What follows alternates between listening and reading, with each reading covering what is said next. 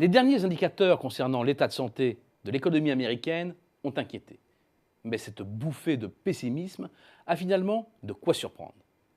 Il y a d'abord une crispation excessive autour du nombre de créations d'emplois. À 151 000 en août, elles sont en dessous du consensus qui les plaçait à 180 000 et en net retrait par rapport au niveau des 2 mois précédents. Le constat est juste, mais il faut aller plus loin. D'abord, août est toujours un mois compliqué et souvent en décélération. C'est pourquoi mieux vaut calculer une moyenne sur 3 mois pour dénicher la tendance.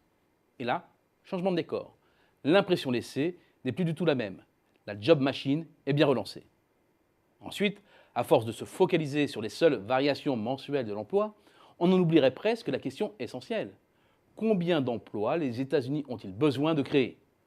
En effet, l'économie américaine n'est plus très loin du plein emploi, comme le montre l'évolution du taux de chômage, maintenant bien ancré en dessous de 5%, c'est-à-dire le niveau moyen d'avant la grande crise de 2008-2009. Même si la chute du taux de participation au marché du travail crée un flou autour du vrai taux de chômage.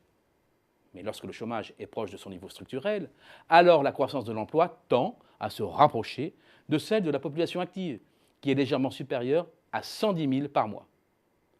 Autre sujet de préoccupation, les fameux PMI. Une valeur supérieure à 50 traduit une expansion de l'activité et un indice inférieur, une contraction. Plus cet indicateur s'éloigne des 50 et plus le rythme d'expansion ou de contraction de l'activité est important. L'impression, une fois de plus laissée par le mois d'août, est une fragilisation de l'économie, dès lors que l'on s'arrête sur ce dernier point. Prendre un peu de hauteur, c'est-à-dire en faisant une nouvelle fois la moyenne sur 3 mois, permet de relativiser pour le moins l'impression du décrochage. D'autant qu'il n'y a pas non plus que des mauvaises nouvelles. Le moral des consommateurs est au beau fixe. Le dernier point est bon, au plus haut, depuis septembre 2015. Et la tendance est bonne aussi, et de plus en plus d'Américains anticipent une hausse de leurs revenus. C'est fondamental quand on connaît l'importance de la contribution de la consommation au PIB. Une consommation en forte hausse au 2e trimestre, qui a continué sur sa lancée, et au rythme actuel, le 3e trimestre s'annonce du même acabit que le 2e. Bien entendu, la hausse des salaires tourne autour de 2,5% et peine à passer à la vitesse supérieure depuis plusieurs mois maintenant. De quoi susciter l'inquiétude sur la capacité des ménages à maintenir le rythme de leurs dépenses.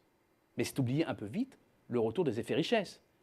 Les prix de l'immobilier n'ont peut-être toujours pas retrouvé leur sommet historique d'avant-crise, mais ils sont en hausse quasi permanente depuis le début 2012 et ils ont repris 38% depuis leur dernier point bas.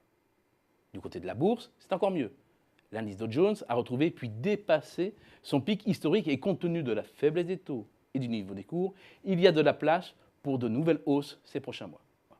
C'est bon pour les finances des ménages, mais aussi pour les entreprises. Avec une demande soutenue, une remontée de l'utilisation des moyens de production, ce qui se profile maintenant aux États-Unis, c'est une accélération de la productivité, une restauration de la profitabilité des entreprises, une hausse des actions et une progression plus rapide des salaires. C'est cet enchaînement qu'il faut surveiller pour poser le diagnostic définitif d'une accélération de la croissance américaine et une reprise des rênes de la croissance des grands pays avancés.